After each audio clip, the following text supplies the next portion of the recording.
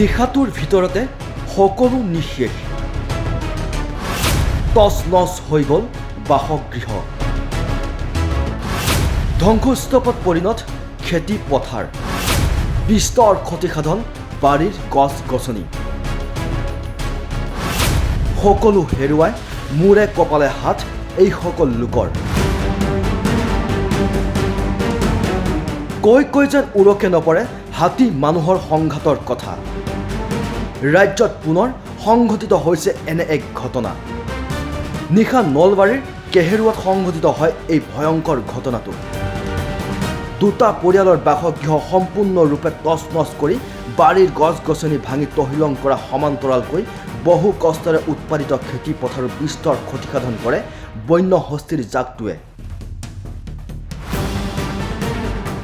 এখানি কেউৰা হাতী মোটামুটি 10-15 মানত আছিল 6টা আমি এই বাগাত দিবা অলচলো অলন্তে তাৰ মানে বেয়া লাগিলে ভাঙি আছে না তাৰপিছত ভাঙি থকাৰ পিছত আমি ঘৰৰ ভিতৰৰ পৰা ওলাব পৰা নাই আৰু ৰাইজৰ মানুহে আমাক তাৰ মানে হেৰি কৰিলাক ভাখাৰি চাখাৰি ভাঙি পেলছি ঘৰৰে ভাঙছি তাৰ মানে ঘৰ আপোনাৰ এই এইগিলা তো ভাঙি পেলছি চব আৰু ধানো খাচি 6টা আছে নাই হেঁতেতো আকৌ কিতা গেলি খেদাই নাই আমি গমে পাওক গেলি একবাৰ খেদিছিল খেদি পেলাই হেঁতে আৰু গুচি গেছি যোৱাৰ পিছত আমি এতিয়া মোটামুটি আগতে দেখিছিলোঁ এতিয়া আমাৰ ঘৰতে সোমাই আছে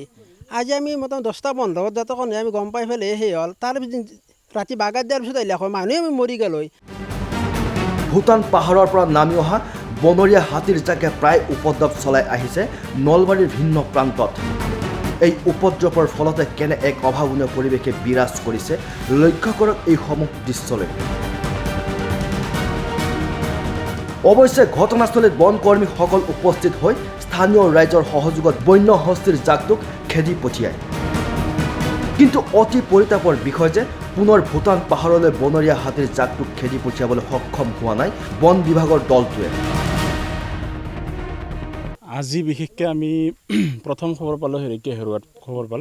খবৰ পোৱাৰ লগে লগে মই আহিছোঁ অহাৰ পিছতে আৰু গম পালোঁ মানে কি ঘৰ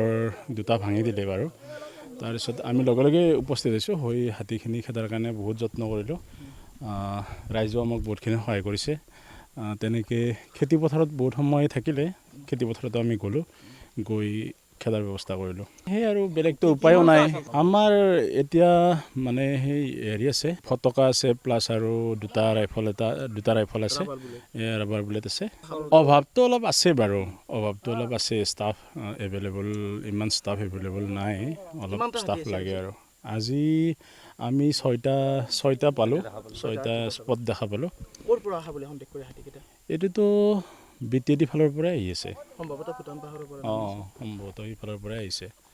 সেইফালৰ পৰাই আহিব আপোনাৰ ষ্টাফ কিমান জন আহিছিলে আমি 7 জন আহিছোঁ আজি ষ্টাফৰ মানে গ্ৰুপ ছিষ্টেম থাকোঁ আমি গ্ৰুপ ছিষ্টেম থাকি কিনে আমি হাতী খেদাৰ হেৰি প্লেনিং কৰি আছোঁ হাতীটো এইটো উত্তৰ চাইডে খেদিব লাগিব পাগলদিয়া নদীৰে উত্তৰ চাইডে খেদিব লাগিব আজি দুটা ঘৰ ভাঙিছে দুটা পৰিয়ালৰ আমি তেওঁলোকক কম্পেনচেশ্যন দিয়াৰ কাৰণে তেওঁলোকক আমি হেৰি কৰিছোঁ এপ্লিকেশ্যন দিয়াৰ কাৰণে কৈছোঁ লগে লগে এই খবৰ লৈছোঁ আমি প্ৰায় 9:15-20 মান এনেকুৱা পাইছোঁ হয় মানুহখিনিতো সুৰক্ষিত অৱস্থাত ৰাখিব পাৰিলে আমাৰো ভাল লাগে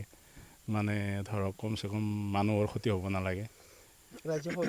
সহযোগ কৰিছে 100% সহযোগ কৰিছে ভাল লাগিছে ডিউটি কৰি কমপ্লিট ৰাইজৰ লগত লাগি মই লগতে আছোঁ নষ্ট কৰিছে অলপ